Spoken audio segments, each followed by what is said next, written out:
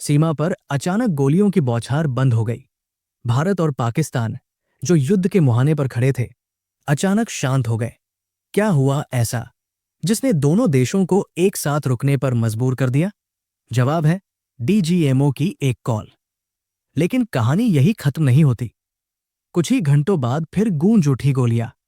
तो आखिर डीजीएमओ कौन होते हैं और इनकी एक बातचीत कैसे रोक देती है जंग? जानिए इस वीडियो में पूरी सच्चाई। नमस्कार दोस्तों, स्वागत है आपका आपके अपने पसंदीदा समाचार चैनल पर, जहां हम लाते हैं वो खबरें जो छिपी होती है हेडलाइंस के पीछे। आज हम बात करेंगे डीजीएमओ की, एक ऐसा नाम जो आम जनता कम जानती है, लेकिन जिसकी एक आवाज युद्ध को रोकने की ताकत रखती है। तो चलिए शुरू करते हैं आज की जानकारी से भरपूर ये महत्वपूर्ण कहानी। डीजीएमओ का मतलब है director general of military operations, यानी महानिदेशक सैन्य संचालन। ये भारतीय सेना के सबसे जिम्मेदार और संवेदनशील पदों में से एक होता है। डीजीएमओ का काम सिर्फ फाइलों तक सीमित नहीं होता। ये युद्ध की रणनीति तय करते हैं, ऑपरेशनों को निर्देश देते हैं और पूरे देश की सीमाओं पर नजर रखते हैं। इस समय भारत के डीजीएमओ है लेफ्टिनेंट जनरल राजीव घई, जिनके कंधों पर भारत की सैन्य रणनीति की बड़ी जिम्मेदारी है।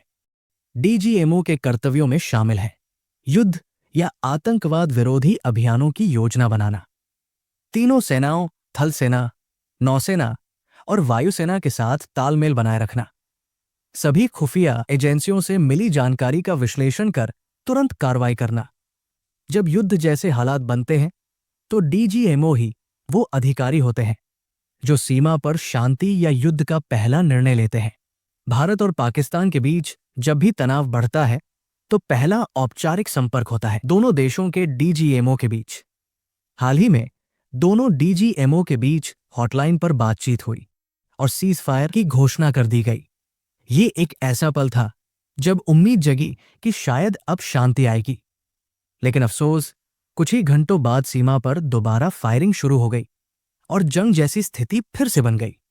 ये दिखाता है कि डीजीएमओ बातचीत से हालात को कंट्रोल में तो लाते हैं, लेकिन जब तक राजनीतिक स्तर पर मजबूत फैसले न लिए जाएं, तब तक शांति टिकाऊ नहीं होती। डीजीएमओ के पास इतनी ताकत है कि वे किसी भी पल ऑपरेशन गाइड कर सकते हैं, लेकिन सीमाओं के पार क्या हो रहा है उस पर वे सीधे नियंत्रण नहीं रखते। वे सिर्फ सूचना के आधार पर रणनीति बनाते हैं और अपने सैनिकों को बचाते हैं। सीज फायर लागू करवाना, रिटालिएट या न करना, घुसपैठ रोकना, जवाबी कार्रवाई तय करना, ये सभी डीजीएमओ की अहम जिम्मेदारियों में आते हैं। इतिहास गवाह है, 1999 कारगिल युद्ध के दौरान, 2001 संसद हमले के बाद और 2013 से 14 में जब एलओसी पर तनाव था, हर बार डीजीएमओ की बातचीत ने युद्ध को रोका है। इनकी बातचीत तकनीकी, गुप्त और अत्यंत संवेदनशील होती है। ना कैमरे होते हैं, ना प्रेस, बस दो सेनाओं के प्रतिनिधि जो शांति का रास्ता तलाशते हैं। डीजीएमओ सेना के वो सिपाही होते हैं जो खुद युद्ध में नहीं लड़ते, लेकिन हजारों सैनिकों के जीवन की रणनीति तय करते हैं।